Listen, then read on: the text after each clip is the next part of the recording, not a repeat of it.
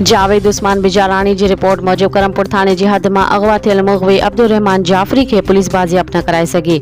नौजवान जी बाजियाबी लाइ वाटसन पारां हर आई ॾींहुं एहतजाज जो सिलसिलो जारी है।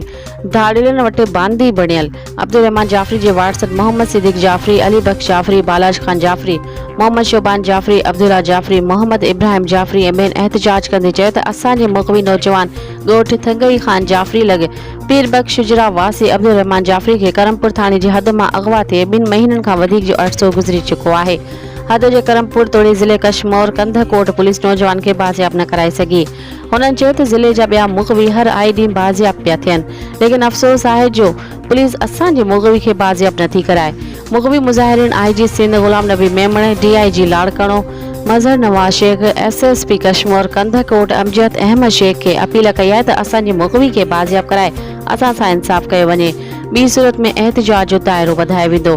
बिना साही हर पल आगाही, हर वक्त आगाह रहण लाइ ॾिसंदा रहो JTN न्यूज़।